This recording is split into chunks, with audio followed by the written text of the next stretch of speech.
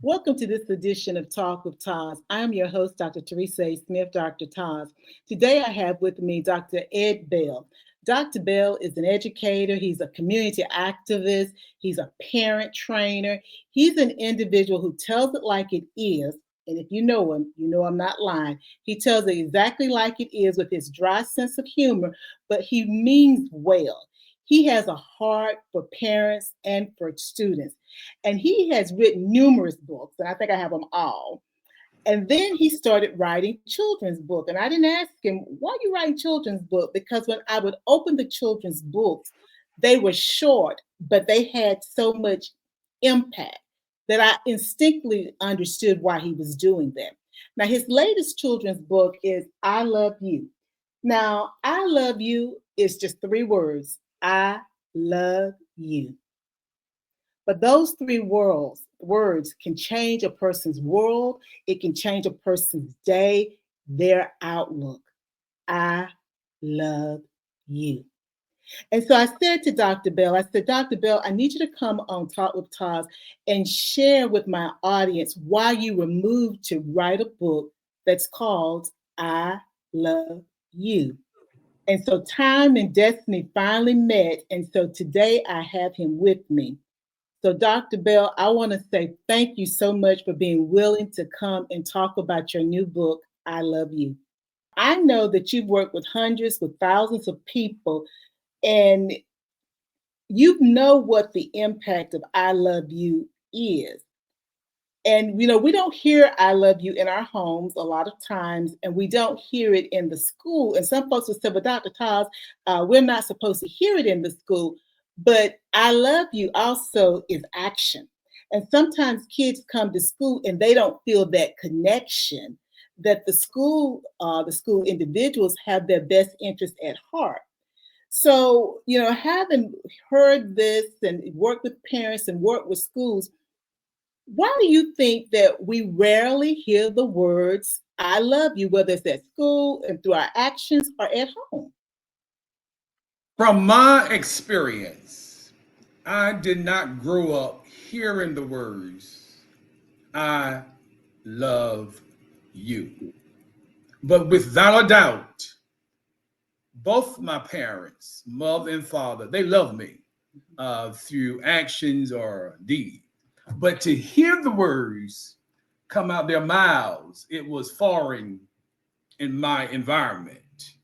And so when I was writing the book, I was thinking about that experience. And I was thinking about the words not being said to me, but today we can do a better job in educating parents and those who love and care for children. Sometimes hearing the words, I love you, I love you, impactful. And so the book taught me a lot. Interesting. So, uh, uh, Dr. Smith, uh, when I say the words to my son, he giggles and he said to me, this is hard for you. I said, absolutely it is. I said, because I did not grow up hearing those words. And we both chuckle because he know the words because his mother says the words to him. And so now I have made it a habit in saying the words, not only to him, but to other people as well. I love you. I care about you. I want to see where you're going. I respect you. You have meaning for me in my life and vice versa. I'm concerned about you as being my brother or being my sister or being my friend. So, because I think for me, Dr. Smith, I had this mindset that that to say the words "I love you" it was romantic. Mm-hmm. It was about being romantically involved with someone, Mm-hmm. and I had to rethink what I thought not only as a young person, but as I grew up, so to speak. Mm-hmm. And so I love you can take on other meanings, and our children need to hear that. Good.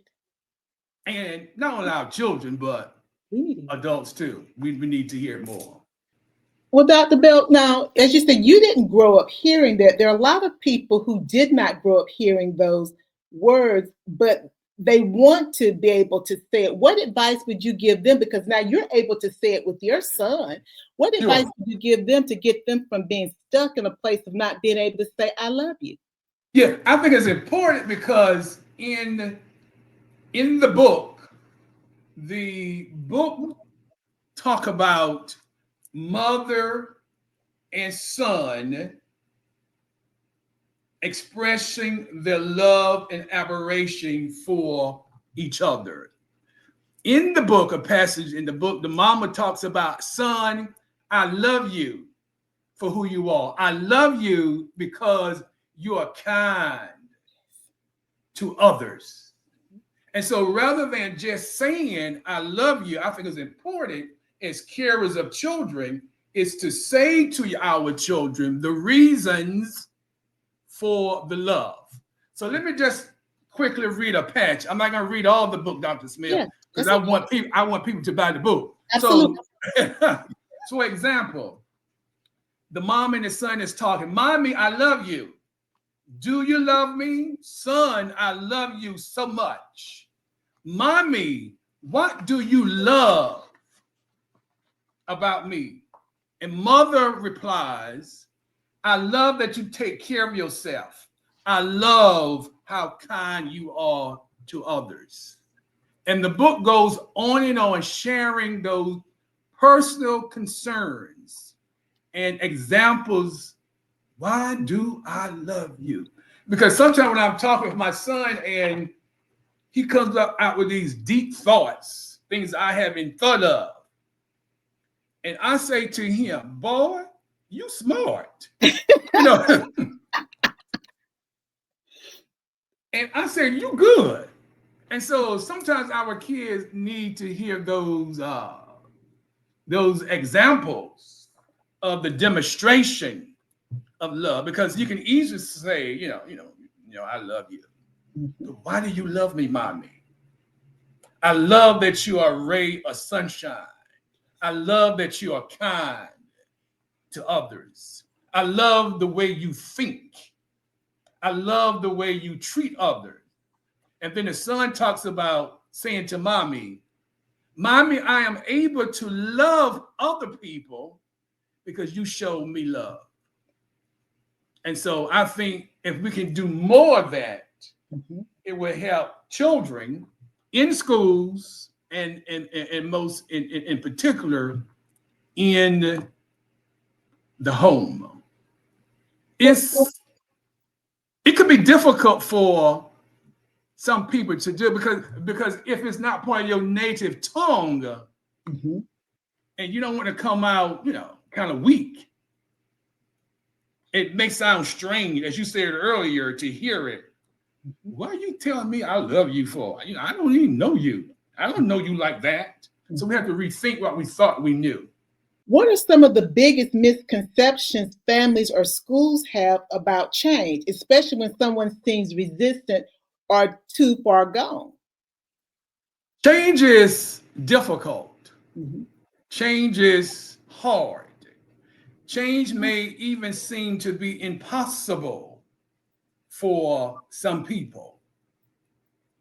Change is necessary Mhm. for a lot of people. And so change is frightening. It's scary. It scares people because I'm not used to seeing where you want me to go. So it scares me. And those who are around me sometimes, they don't help me because they too are scared. So I learned this a while back. Sometimes success is backwards Mm. and then it goes forward. And sometimes adults don't believe in change or don't help kids to see the possibility of change because the route to their change is far and is different from them. It's unfamiliar territory. And so sometimes we are resistant for change, be it students, to teacher, parent, to child. The paths are different, how you get to change. Because you may not understand, take my situation, for example. How I entered college and going to college and the change that was necessary for me to get into college was foreign to people. They didn't understand the path that I was going to take to change my life for the better. It was foreign. School counselors didn't understand it. My mama, daddy didn't understand it. But I knew that I was going to college and I knew I was going to make changes in my life, but it had to be my own journey. And my life, I had no question about the change. And so sometimes it frightens people when a child wants to change, or not only that, when kids or adults for that matter don't want to change. Because if you are comfortable in a situation that you are in and you are used to the smell, I won't say the word I wanted to say, but if you're used to that smell in that certain situation, then you become numb to it. True. And so change is difficult. You want me to change my life. And I have been in this situation, and that smell has been a part of me all my life. You want me to change? So it's difficult. But change is possible with all of us. So it's never too late then, Dr. Bell, for me to rewrite my behavior, because you've counseled students and parents. So it's never too late for someone to realize that they can change their behavior, they can change their beliefs because it's their journey. It's never too late. The only time when it is too late when you are absent from the body. But until then, it's never too late to change your course or your course of life unless you are absent from the body. And so change is possible. Change is healthy, but it's difficult at times, as I said before. Some people are just rooted in their pain. And that pain goes deep, and those roots, they go deep, deep, deep, deep, deep. And as I said before, and that smell is something that you are familiar with. And so people become stuck, and the root of their lives, it keeps growing and growing down and down and down and down. And to just uproot that change, it's difficult, but it's not possible. Well, Doc, so, and I get that. And I think that's a very good point. And I like the way you're explaining it, the fact that they're rooted. But for me, if I've rooted myself in this, I rooted myself in this space, then I can't get upset when I see other people making progress, when I see other people's children making progress. Why then am I upset when I don't want to cut or dig up my root or dig around my root so I can get that root up and then I can change course? Why do you think people they're jealous? They feel some kind of way when we all have an opportunity. Here's my thought. Perhaps no one told them, I love you. Oh. Because I love you for who you are. I love you for what you can be. Yes. Not what someone else can be. So I love you because you are unique in your own way. And so I think it's important for people to understand, particularly parent to child and child to parent, love can move things because you're loving the individual where that person is at that particular moment. Mhm. I can't be jealous of you Mm-mm. because I know someone loved me and someone cares enough about me and they see me as an individual. Mhm. I can love the success of someone else. Mhm.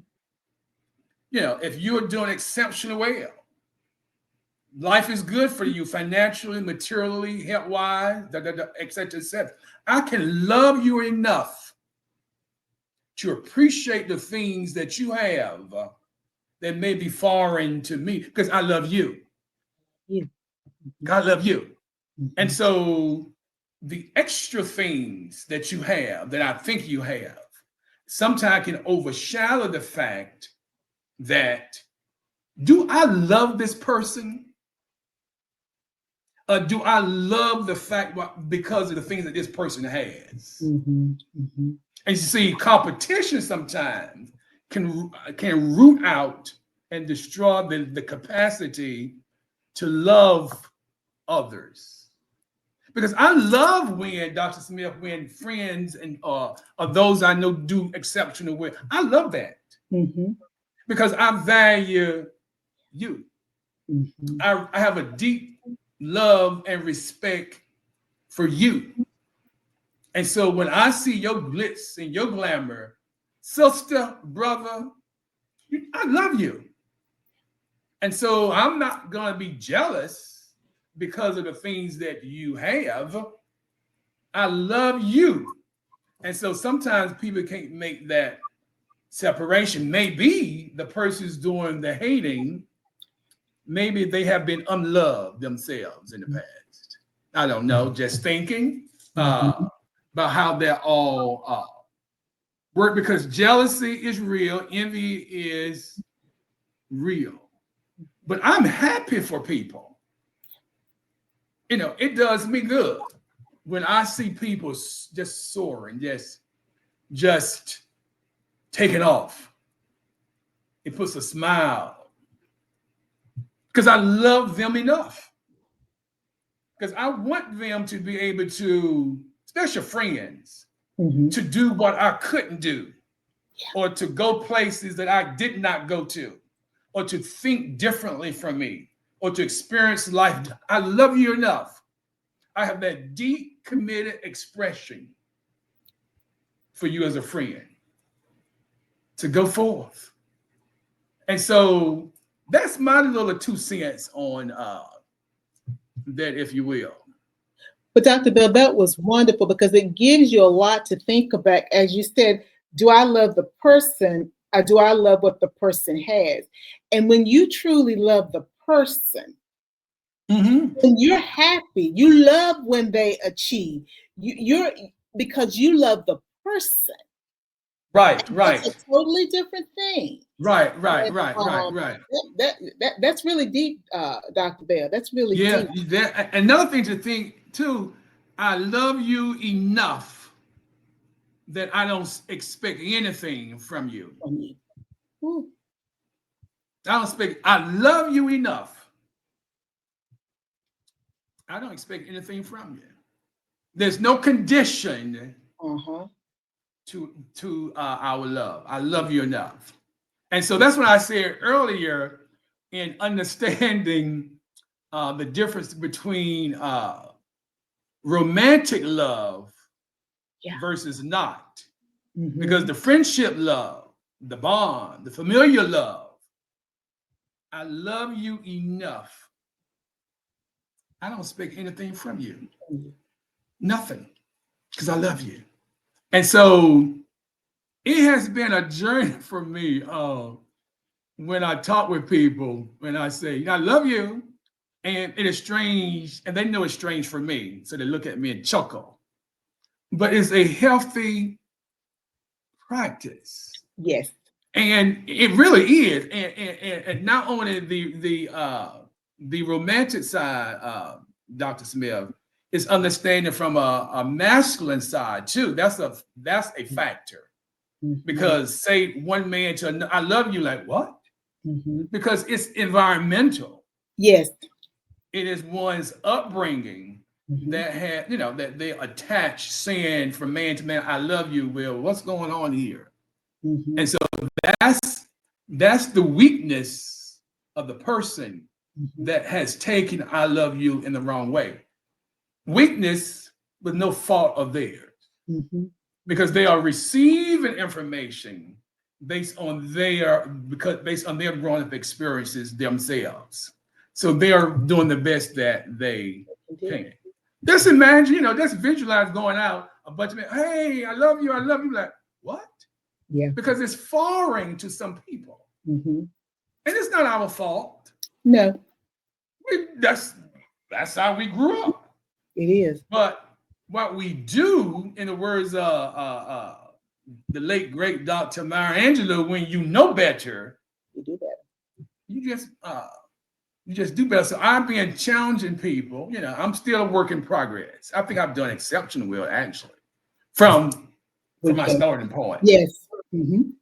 Is saying it to children, in particular, young people, in particular, and say to them, "I love you." And let me tell you about my love. I'm gonna read one more passage from the book. I'm not gonna read the whole book, but and also the son and the mom is not having another conversation. Uh, the mother is saying to the son, "I love your laughter. Mm-hmm. It brightens my day. I love that you give hope to me every day." And then the mom goes on to tell the son why he is so special to her. And then the young man say, "Mommy, do you love my hair?" And that's a whole nother story It in is. itself. And so it's for me, it was a passionate journey for me. So I was thinking about what can we do to uplift children, to uplift parents. That was the push behind my writing this book and thinking about my growing up experience. Another story too. Let me share a story. I'm a storyteller, as you Uh-huh. see. I remember I was in college. It's probably 1983, maybe 83, and I was leaving New Bern, going back to Durham to Central, and my car malfunctioned, broke down, and and I had to go to the filling station, gas station, and use the telephone because we had no cell phone. Phones. So I go in, I call home crying. I was crying. My car broke down. My car broke down. And my mama said, "Boy, why are you crying for?" And I'm thinking, well, I'm hurt. She said, "Someone is going to come pick you up. Stop that crying. Just stop it. Just stop it. Someone's going to come pick you up." Well, someone did Mm-hmm. come pick me up, and I was able 2 days later drive the car back to Durham. But I thought about that moment, that growing up experience. Of course, I never say this to my mama. Of course not. Of course not, because I really love her. Uh, she said, I thought about it later. I had a right to my feelings. Mm-hmm. I had a right to my emotions. Mm-hmm. They belong to me. And in that Mm-hmm. very moment, I was feeling bad. I was feeling hurt. My car, Yes. stopped on me. But I had a right to my feelings and to my emotions. Sometimes with parenting, we do what we know to do. So I'm giving you what I have to give. And sometimes as parents, we have to rethink what we thought we knew to be gospel. Mm-hmm. Because my mother gave to me what she had. Mm-hmm. She loved me without question because I said the car was fixed. Mm-hmm. Matter of fact, she had the car towed, Mm-hmm. and I went back to New Bern, got it back. So that was a demonstration of love for me. But some, and I tell that story to say, growing up for many people, it looks different. Mm-hmm. And many parents, they did the best they could do. And so my mama was a no nonsense woman. Yes. Let's get it done. Mm-hmm. What are you crying for? We're just going to get the car fixed. Mm-hmm. She did what she knew. And her growing up experience is about survival. Yes. And so when I think about that story, I think about me, but more importantly, I think about her and how she processed things and how sometimes throughout our lives and our environment, it passes on to us as the offsprings. Because sometimes I have to check myself, like, wait a minute now, okay. Because I'm like that now, okay, let's get it done. Let's get it done. But sometimes you have to sit back and you have to reflect and allow your feelings and your emotions to be heard and to be known to others, but most importantly, to yourself. And so we can change a lot about ourselves when we are courageous enough to reflect on our growing up experiences and to do better. Because many of us just need, and many of our children just need a new beginning. Mm. Now, Dr. Bell, did you get that understanding that many of our children just need a new beginning from your book, Letters and Lessons of My Teachers? That, Yes. excuse me, that included letters that adults wrote to their teachers that they had coming through school. So, talk a little bit about that and how that helped to shape that concept of being seen, heard, and loved for who you are, not Right. unconditionally. Right. Yes. I wrote this book, Letters and Lessons from My Teachers, and the book is an interesting book because what it talks about it is actually true letters Mhm. from students at that now 80 to 70 years of age, and they talk about their growing up experiences to their teachers and how teachers made them feel.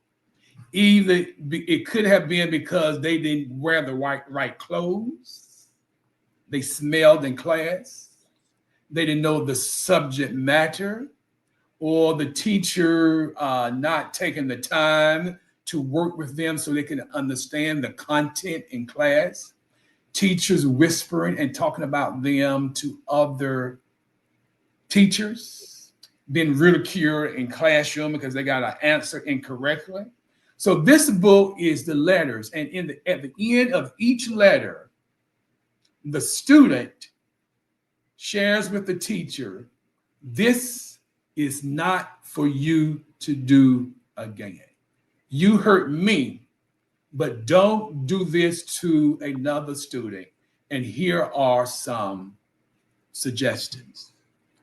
So, in those situations, there wasn't a demonstration of loving children. Now, you don't necessarily have to say that in school, Mhm. but certainly, and what I just spoke about, there was no demonstration of loving children. Mhm. And children become adults, and the memories they stay. So, And then these children become adults, and they become parents. And if we're not careful, they repeat what was taught to them.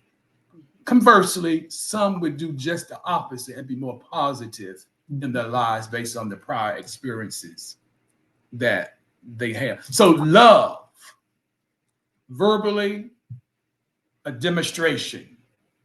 Well, Dr. Bell, Yes. I can tell you that I love you. It's a love letter.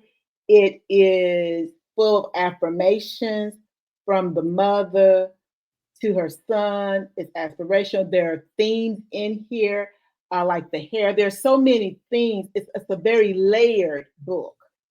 And, you and I could continue to talk for another 2 hours about this topic, but I'll have to bring you back another time. But what I want you to do now is tell the audience where they can get your book and how they can stay in contact with you. Okay, you can get the book through Amazon. You can just Google my name, Dr. Edward E. Bell. Amazon is one way. I do have a website, and it's my name. It's Dr. Bell 1906.org. That's Dr. Bell 1906.org. I hope I got that right. Or I have an email similar. It's drbell, Bell, 1906. That was a good year. At gmail.com. The email address again is drbell, Bell, 1906 at gmail.com. And on my website, you will find a whole lot of information about me and the things that I do in trying to make a difference in the lives of those people who I come in contact with. So that's that. Well, Dr. Bell, thank you for all that you do and for all the lives that you're touching and that you will continue to touch. And thank you for sharing with us as a Black male that it's okay to say, I love you. So, Dr. Bell, thank you so much for being with us today. And until next time, guys, before you go trying to take care of someone else, make sure you take care of yourself first. Bye now. Bye-bye. I love you. Love you too.